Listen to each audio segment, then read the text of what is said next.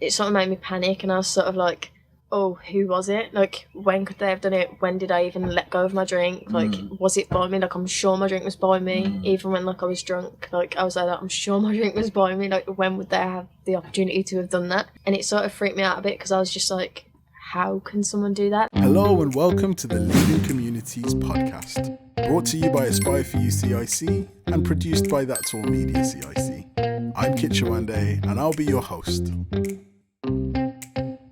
Welcome to another series of our Leading Communities podcast. This one's slightly unusual. We are in the middle of Warsaw in one of our wellbeing vans, and we're going to be doing a small series of going into the communities and really just asking how people want to be led, what their perceptions are of leadership, but really from their own personal stories. So we are here with Beth, who's going to be talking about her experiences from Warsaw, and we're going to be joined by a few other young people as we go along. So welcome, Beth. Hi. And I think the first part is really tell us the story of how you got to know us and one of our youth brands. I think I was coming out of college, and Georgia, I think her name is, she approached us with leaflets telling us about a meeting in Warsaw, saying that it was a get-together, like free food, like just get-together, like creative content and things. Me and my friends like thought about it and was like, it's something to do. Like, she seemed friendly, welcoming, her vibe was good. So we was like, yeah, let's go. Okay, excellent. Yeah. So that's really about our outreach team. So obviously you named Georgia there. Yeah. Even if we just start from that, why does that matter? Like, why does it matter about how we approached you to meet you? And what have you gone on to do from us meet? When did we meet you? I think it was a few months ago. I can't remember the exact date, okay, but it was a few months ago. I think the fact that like she sort of had a vibe about her, she was like friendly and like come on, like just do it sort of thing, that it sort of got us all pumped to be like, yeah, like we'll come along. Awesome. Okay. And then what have you done with us since? We did that meeting, we did a few podcasts, we've been training to do interviews and things, and then this. Awesome. Okay. So what would you say then, what do we get right and what do you think we need to be thinking about doing better? I think the way you approach people is really good. Like, it gets people to want to come along. Like, it's sort of a fun experience. Yeah. Everything that you have to offer, it's really good.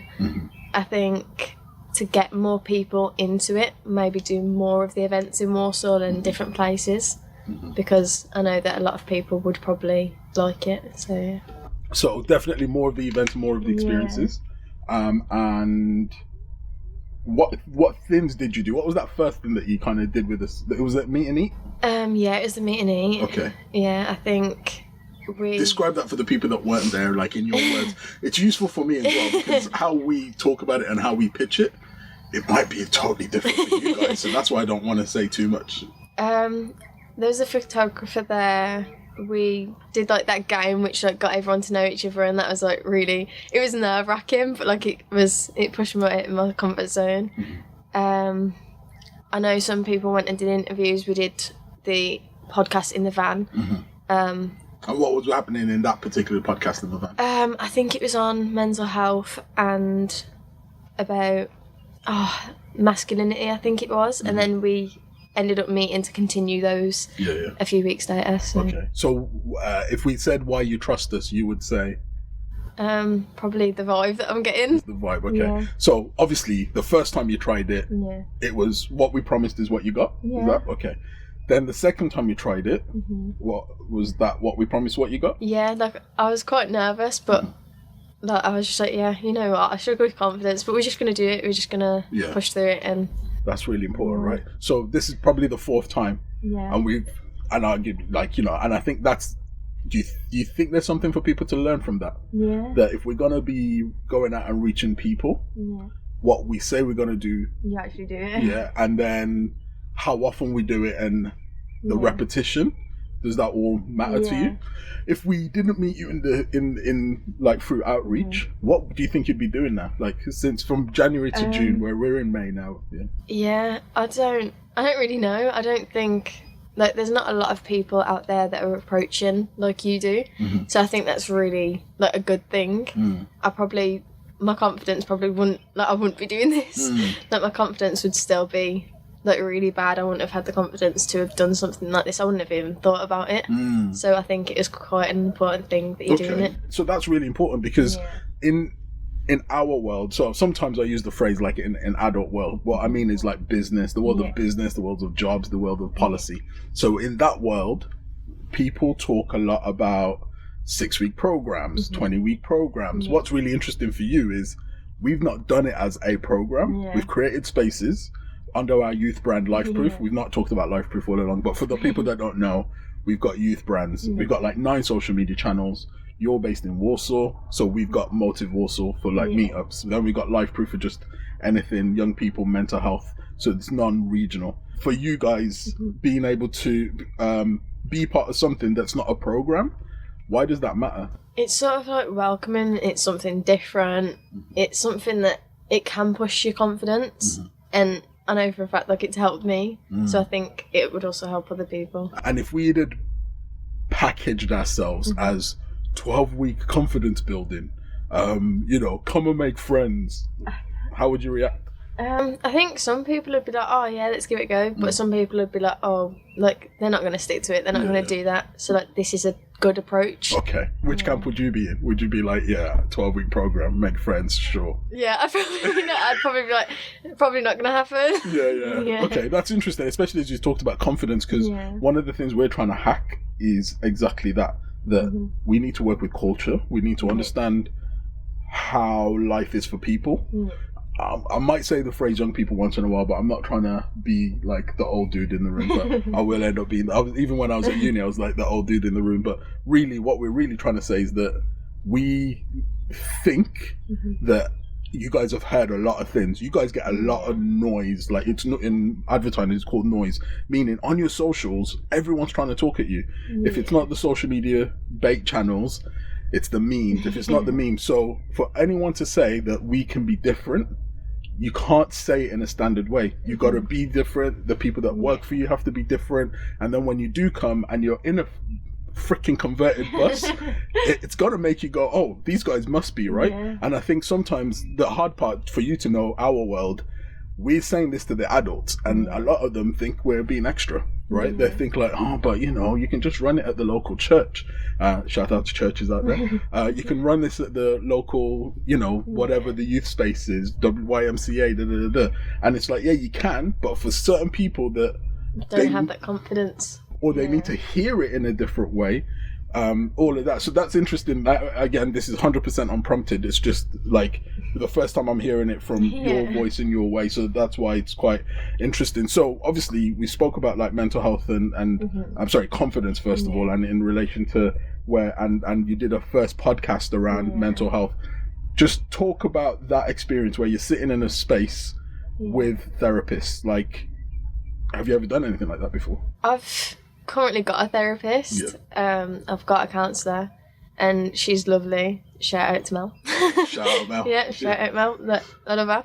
But I think it's such a it's such a nerve-wracking thing to go and do, like knowing that you're struggling and thinking, yeah, I need help, like I'm going to go and do it. Like you have to sort of go through that mentally and want to have help. So when you came to our thing, you already had a counsellor? Yeah. Perfect, right? So our meeting needs was just about make content and then let's talk about certain issues. Then we said, of all of you, who's interested in speaking to some of our therapists just to explore mental health? And I think you guys ended up talking about men, masculinity and all of that. So talking to a therapist that's not even your therapist, what did you take away from that? It was quite nerve-wracking, if I'm being honest, but it was sort of like, after I came away and I was like, I've actually just done that. Like, it was something different. Like, I didn't think I'd ever be able to do that. So it was quite nice, like, being that comfortable and being in that environment. Like, it was quite a comfortable environment and welcoming. And it sounds as well that if we overplan it, it wouldn't work. Yeah. I think you sort of just need to do it. Yeah. So in and again, just for like, in sort of behavioral psychology, they call it being in state, which is sometimes when you're in the right vibe, you go and do more than you think you would. You do 10% extra. But then when you then look back, what was happening when you look back at all the things you've done with us so far? I think I was sort of in the mindset of, you know what, like, I might not be confident, so we're just going to try and do it, get it out the way, see if I enjoy it. And I ended up enjoying it. Yeah, like, I'll be honest, like, my confidence is still not 100%, but I'm still here and I'm still trying. Yeah, and that's the key part, really, because what you're really teaching me is that, there's room for spontaneity, there's room for catching and timing people on time, and then when you look back and the brain goes, did we just do that?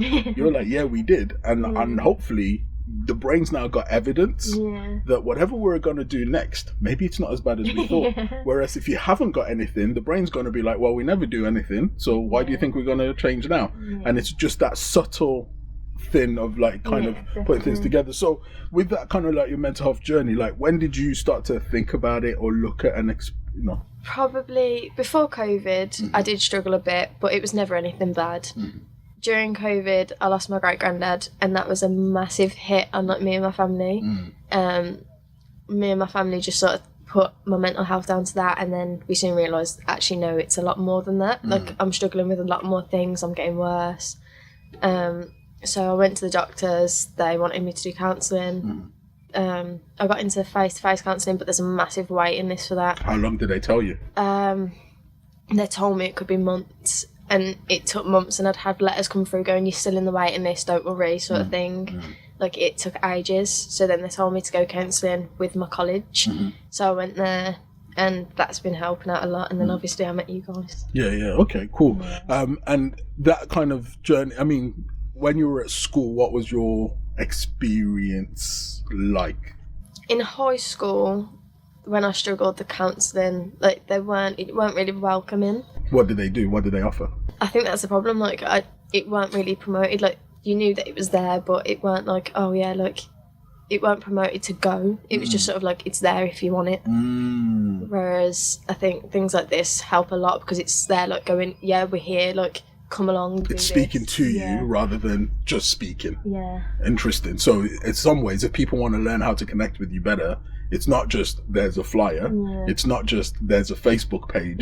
There's an Instagram page. We've got a TikTok account. It's like, do something about it. Yeah, the account's got to, pardon my French, the account's got to do shit. Yeah, it's got to actually speak to someone, right? And I think even we need to learn better from that, because sometimes we've got so many people in our head, so many young people and experiences that it can feel like you're not speaking to anyone. But it sounds like you're saying it's better than not speak, like it's better to just speak to someone that you know exists rather than trying to be so neutral that you guys just ignore it. Okay, and I think that's even just from a leadership perspective. I think what you've just said is dynamite, like, because a lot of people don't think like that. A lot of people, it's tick the box. Do you have a social media account? Did you put a load of flyers in the hairdressers, the tick, as opposed to, did you speak to the owner of the hairdressers? Did you let them know what we're about and why they should talk about our flies more than other people? Okay, so school did something, they think they're doing bits, you're like, yeah, whatever. Okay, now what? The counselling at college. Sorry, but with school, they had something, but you didn't go to it. So how long were you in that world, and what was your experience in school then? I think it was sort of like, I knew people that struggled. I struggled a bit, but obviously I just like coped with it. I think I knew people that went there and then they'd be scared to tell them things because of parents, obviously, in our age, and they'd be like, oh, but they'll call my parents, I'll get in trouble, like, which I get they have to do to a certain extent. Were you hearing that? Like, let me just be clear in case, because again, some of the people that are listening, their way of looking at the world might be different. Were you just hearing that the schools would snitch, or did you actually know if people say the school snitched? I would not have a clue if they would or not, because I just didn't want to go. You didn't want to even cross that? It didn't seem like a comfortable thing. It was sort of like, and especially in high school, it's like, oh, would you get judged for going counselling? Like, it's sort of like that sort of take on it. Okay, so it doesn't even have to go that far, just even the perception and the feel is strong enough for you not to engage. Okay, so you're hearing other people. Do you know any people at the school that engaged in the school's counselling? I know someone that did, and she didn't like it at all. She refused to go again. Really? There's other people that didn't want to go, but I'm not sure if that's just the idea of counselling. And I'm always like unsure, because it's one of those where you go to a real school, and I think sometimes you don't want to like call it out, you know what I mean? But at the same time, there's an element of you're a real person with real experiences and stuff like that. So it's always one of those kind of thing. But in terms of your school, do you feel your school was typical of other schools? It's mainstream school. Yeah. Warsaw. Yeah. Do you know how many students yeah. Not a clue how many students. Yeah, you're just like, I turn up and I just go. Okay. I go home. It's fine. Okay, but fundamentally, your experience and your friends. Do you think the girls' experiences were different to the boys back then? I don't know. A lot of I knew girls that struggled. I knew a few lads that struggled and went, but I think a lot of the males that I was friends with, a lot of my friends, they hid it better. I think. Really? Yeah, I think they sort of, even if they were going through things that you couldn't really tell. What do you think people were going through? It's school. There's a lot of drama. There's a lot of things like that. Me myself, social media and things. You never know what anyone's going through. What kind of things on social media do you think people should be paying attention to? Like whether it's parents, adults, or even just other young people that are 12, 13 now, just about to open their first account. I know for a fact that when I joined, I looked at women a lot. I compared myself to their bodies, and I was like, well, don't I look like her? And that affected me mentally really bad. I think you've also got to watch who you're adding and following. Obviously, if you're young, especially, because there's a lot of people out there now, and with the AI stuff and things, that's getting a bit weird. Really? Tell us more, AI wise. At the minute, it's all over social media.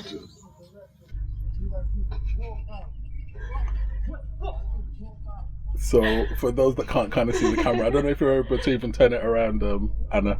But long story short, we've got the local Warsaw man them.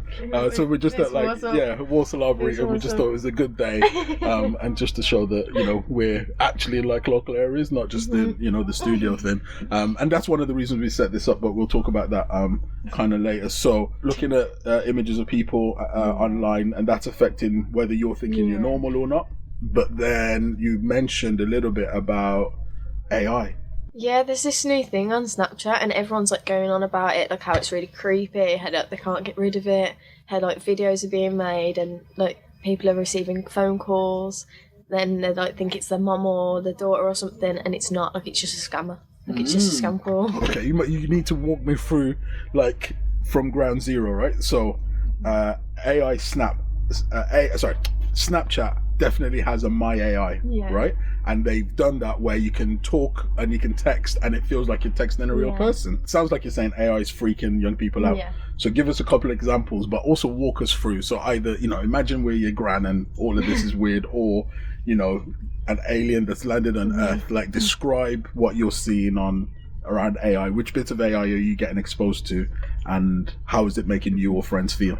I know that AI on Snapchat, it can track you, and everyone's just you can turn your location on Snapchat anyway, so what does it matter? Turn your location off. Yeah. Okay. It doesn't really matter. And then how have you interacted with the AI thing yet? Or have I've tried to delete it. Okay. I didn't want it on there, so I tried to clear it. So when you've seen people talking about it, what have they said that it's done that's freaked them out on the AI on Snapchat? I don't know. People are just saying that it can track you, that it's just weird, the things that they were asking it, and its answers. But I didn't even try. I was just no, I don't want it. It's annoying me that it's at the top of my snap. Because there's definitely a couple of memes where somebody was saying that they were interacting with it, and somehow it knew where they lived before, and it knew some kind of addresses and things like that. What other AI things have you been exposed to that is freaking you or your friends out? Online, I've saw about how it knew the dogs' names and things, and then I've saw on social media that people have got calls off their nans, granddads, daughters, and it's their daughter's voice going I've been taken, you need to give this amount of money, and they found out that it's not their actual daughter, it's just scamming. Interesting. So it's possible that people are already using AI to record voices of a loved one, and maybe that person even passed away, and then it's being played back to kind of scam from money and stuff. Okay, so how do you think people are processing that, of young people of your age? It's probably making people a bit like, whoa, like what's going on, like a bit freaked out maybe. Yeah, that's interesting. And then kind of prior to that, because obviously you talked about social media and how it was linked with your body perceptions. On that journey, was it just you that was going through this, or were other friends going through that? I know friends that do struggle with the way they look. A lot of people I know, like obviously everyone's probably struggled once in their life. Like you can be the most confident and still have struggled with it. A lot of my friends I know have struggled with it, and it's just, I think it's kind of hard because you're looking at them and you can be like, yeah, you're beautiful, like you need to stop listening to that. But obviously I get it from my perspective as well, and I know that if people say that to me, I'm just like, not really, like I don't really believe it, like it just doesn't sink in. Yeah. So it's sort of like I'm trying to get them to believe that they're beautiful, but I know that it's hard. So on that kind of topic, how do you think young people are helping each other? It sounds like you're saying young people are turning to each other. Yeah. How are they doing it, and how do you think it's working? I think obviously at college and things, like you have like your friendship groups and you just sort of bond and then end up talking to each other. You end up just sort of being like, oh yeah, like I'm struggling a bit at the moment. Like you end up just having really deep conversations and talking, and it's just, I think having those friends there sort of helps, like knowing that you're not alone, but also wishing that you were alone in the same way, like wishing that they weren't going through the same thing, because you know what it feels like. That's a deep one. Yeah. That's a very deep one. It's like you know how they feel and you wish they didn't. But it sounds like you're saying trust matters. What can we then do? Like what can be done if it's your friendship groups and if trust matters? Has there been anything where you're like, yeah, if people just do this and this, that would really help us? Have you had a chance to think about anything? I've not really thought about it, but obviously I mentioned earlier, like the way like Motive Warsaw and Lyfeproof sort of connects with people. I think that's really comforting. Otherwise, I probably wouldn't be talking about this right now. But like, I feel comfortable enough to. So, do you think we've got a role to play in thinking about training you? Meaning, I'm trying not to ask yes and no questions, just because it doesn't always help. Because people might just go, yeah, because kids said so. So, could we? No, not could we. What could it look like, or what's your feelings if we thought about training either you or some of your friends in certain things, in the hope that you guys can, when you turn to each other, at least you've got decent quality information. What's your thoughts on something like that? I think when me and my friend Victoria went out with Nathan, like we had like a little training session, like we just did 2 little bit interviews, and he was trying to get us like not to say like yes or no questions, trying to ask like questions where they'd have to go into things, and I think that sort of does help. Like not everyone's going to want to talk to you, but I think for the people that are like, yeah, like we'll have a go, like it helps because they're there, it's just like they can't say yes or no, and I'm one of them type of people that would probably just be like, yeah. If you ask me a yes or no question, I'm telling you what you want to hear. Easy way out. Okay, so it sounds like if we were to train, what areas do you think we should be training on? So what you've just described, for people that don't know, is that we do a lot of youth-led content, and our whole ethos around mindset development, financial literacy, employability is, let's show you how stuff works, help you understand money, then go put yourself to use. So we care about doing. It's called experiential learning. So you guys got to experience being presenters and hosts. If we're looking at training around, say, mental health, body dysmorphia, navigating AI, how could that look? What do we need to think about to make it work better, or should we just avoid it? I definitely don't think you should avoid it. I think it's quite a big overall subject and topic. I think it's quite important that if anything's going on, that you sort of stick to it, because for young minds especially, it's like, oh yeah, look, I have that opinion too, or oh no, I think this, and it's like having that sort of ability to be able to speak your opinion and to hear others. I think that's really important. Okay, so make the space for people to talk. how else should we be looking at helping you and your friends when you're talking about certain issues to make sure that maybe it's well informed or you know where to turn for things? How should we be? Honestly, I think things like this help.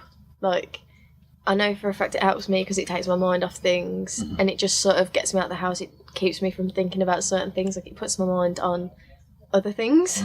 So that sort of things help. Like, and especially when my friend Victoria comes, it's something that we can do together. And yeah, that's interesting. So definitely I wasn't expecting that one, but you've kind of sparked a certain way of thinking for me. So again, we were talking about friends' experiences in school. So actually, if school was doing some of what we were doing, how would people reacted? What would your school experience be like? I think if schools probably did what you were doing, I think it'd be a lot different. I think more people would be open up to the fact of getting help. They'd probably be more open to talking to each other about it, and it wouldn't be such a big thing. Like, a lot of people think, oh yeah, mental health's such a big thing, don't talk about it, like, hide it. And I think I'm sort of at the point now where I'm just like, yeah, I struggle. Like, there's nothing wrong with that. Like, everyone struggles.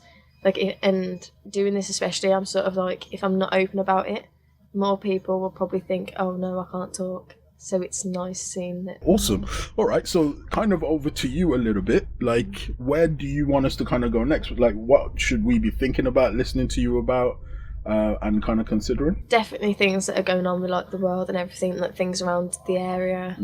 I think things that'll bring that young people and everyone together. Like, it's a bit horrible that, like, some people will be like, look, say old people, they can be like, oh, it's a young person, like, they're going to do this or that, and like stereotype. I think it's quite important to try and bring everyone together. So you're talking a bit about community safety, it sounds like. So how safe do you or your friends feel? At the moment in Warsaw, it's a bit like, a bit wary because of all the stabbings and things. Like, I know a lot of people didn't want to go to Warsaw and were being really wary. So where would people then go? Where were people going? They were staying at home. Like, a lot of people I knew, like, they were staying at home, or they didn't want to really go out. They were staying, like, where they were safe initially. So you're saying for sure everything that you're seeing on the news, when you're seeing like somebody that's been stabbed on the social media, it has a direct effect on what you guys as young people do? Yeah, I think not just young people, like everyone, I think it sort of makes everyone panic to be like, oh, like, I don't want my kids going to Warsaw, like, there's been stabbings, like, this could happen, like, and I think it's like, oh, yeah, like, and like my little brother, like, I'm scared with what young kids are like at the minute with carrying knives and things. I'm scared for when he's older. So. And you, if some people said, oh, only a minority of young people do it anyway, what's your perception of those types of statements? When people are like, oh, it's only a minority, I'm sort of just like, yeah, but that's still too many. Like, that minority could hurt someone that I love. That minority could literally break my heart by hurting someone I love. So, like, that's massive. And I suppose in terms of mental health, these are the things that build up. Like, because people might be like, oh yeah, you get your counselling, but if the wider environment is still putting you in anxiety, if you're still worried about your safety, it's a bit weird when people then say, oh yeah, let's give you a well-being session, but actually when the time I finish that session, I'm still going to face 20 posts about so and so and all of that. So that's really interesting that I don't think we talk about that enough, about what's happening outside of like therapy sessions and how to keep people safe. So with people kind of being worried, is there anything that you think young people could be leading in that area? And it's a weird question. Do you know people that might be carrying? I don't personally. Like, if I did, I'd probably be like, right, like, I either don't want to hang around with you, or like, you're being a bit stupid. Like, if you want to have a fight, fair enough, you do you, but like, have it, like, use your fist, like, bring knives into it, like, that's someone's life. Yeah, big time. What do you think's going on for boys overall in terms of, so you're worried about your little brother's safety, what about boys closer to your age? Like, what are their feelings? And if you don't know, you don't know. It's just, I'm just curious. From like my friends' perspectives of like what I've heard, it's sort of like, obviously at this age you're trying to, like, a lot of people are trying to be the biggest, like, they're trying to prove a point, but that's probably all I know on it. Like, not a lot of the people I know are like that, but there's some that I think like, oh yeah, like I could take them even if they had a knife on them. Yeah. Like, lots of people think lots of that, and then reality hits, you know? Yeah. Okay, so definitely in terms of safety, is there any other things that you think people need to be thinking about with community safety? When you're going out, especially in like places like Warsaw to clubs and things, don't go on your own. Like, I went out with my friend the other week and I got back and I weren't well at all. And on the night, like the night after I got back, my family thought I'd been spiked. Yeah. Based on what they'd seen? Yeah. And what kind of things were they saying was unusual? Like my pupils were basically like as wide as my eyes, like they were basically black. I was sort of just out of it. They just knew it weren't me. Like it was quite obvious, like I was spinning, like I was shaking, sweating, like I just weren't okay. Yeah, so it was like really bad. Do you think that in terms of spiking, that was your first experience? Yeah. What did it feel like for those that have never? I sort of, because I'd been drinking, because I drank quite a bit, I thought that it was just due to drinking. So I didn't really have any idea until I got home, like the night after, and my parents were sort of like, we think you were spiked sort of thing. And it's almost like really interesting because you've got a family that know what you're like, and obviously you've turned 18, so it's not like you've been drinking for years. So in some ways, you know, it's a new experience, all of this. So being a new experience and kind of now being, you know, going through spiking, what does that make you feel about your community now, and how, like, what might change?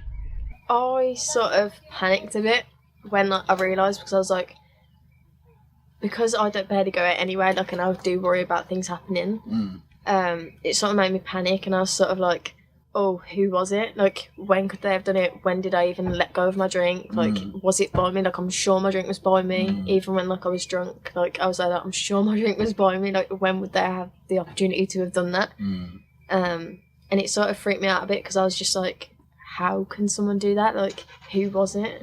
All the trust stuff comes back up again.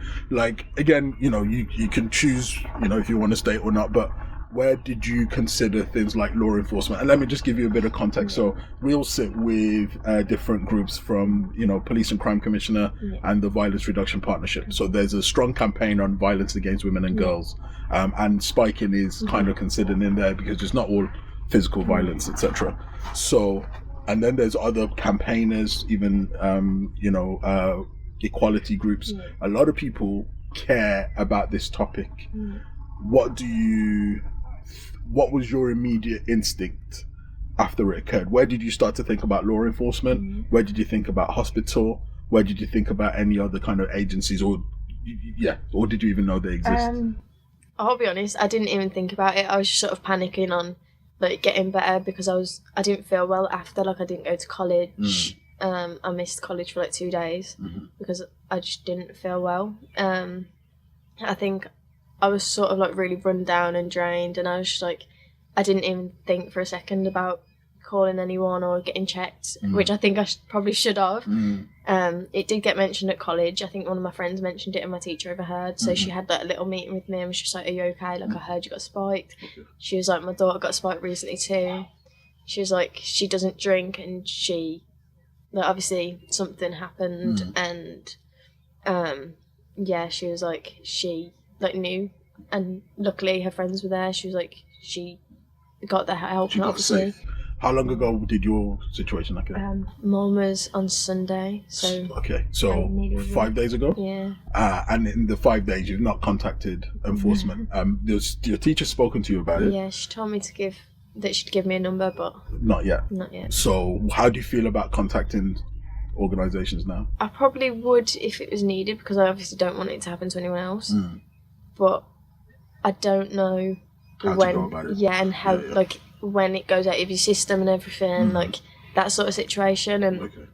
I think, I mean, for kind of like clarity, one of the things that just to note is that incidents like that are always worth reporting. You don't have to do like the 999. There's like 101. You can report incidents, and the call center member of staff, they will help you kind of figure out. I think sometimes people think it needs to be a like a current emergency, things need to be on fire, right? So you can always kind of report. And I think one thing is useful, if other people have been through that and you guys all called at the same time, then they can map, you know what I mean? They can map the support, they can map like what's going on.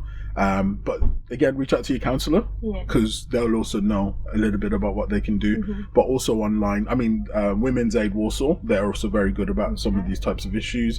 But definitely, you know, your student union, they should know stuff. And I'll get our team to send some information. But again, you said that you were out with friends there. So how did you ensure safety?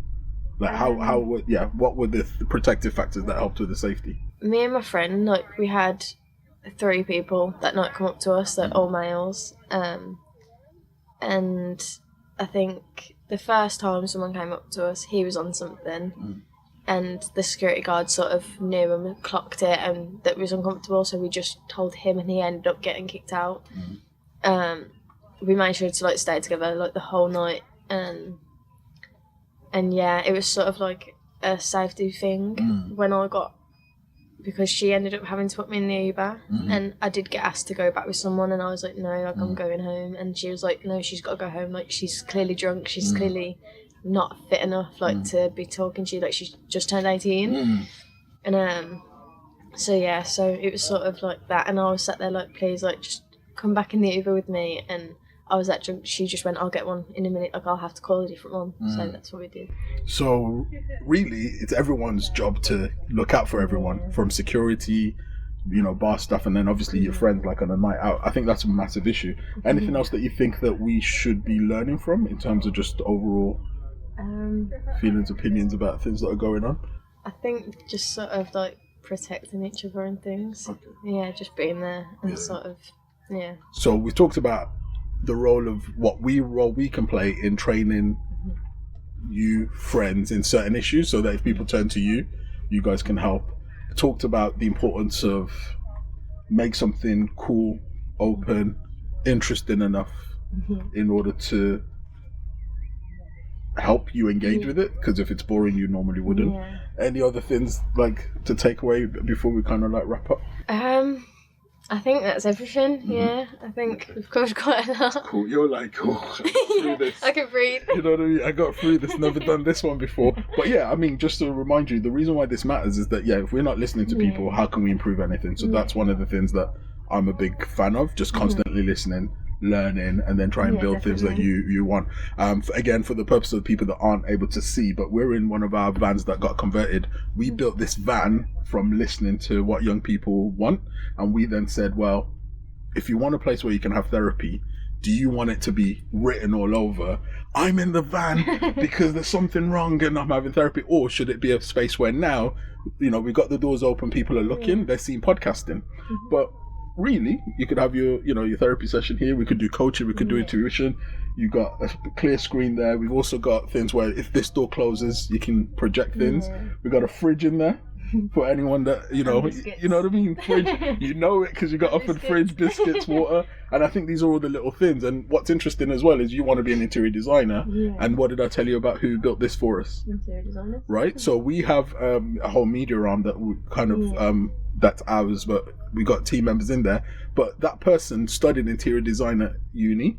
They couldn't really get the interior design job, but they started working with us, and then they had a project where they got to use interior design. And what happened is some other young people before you came told us how the space could look. They chose the color scheme, right? So that's why we call it like leading communities, that we can't lead anyone without listening to you.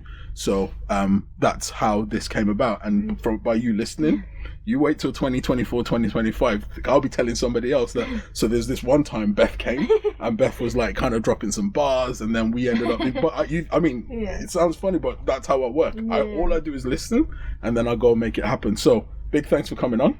Thanks for tuning in. See you at the next one. Thanks for listening. Don't forget to keep up to date with all things leading communities. You can follow Aspire for You at A4UCIC. To follow That's All Media, search at That's All Media. You can also join us on Facebook at Leading Communities Podcast.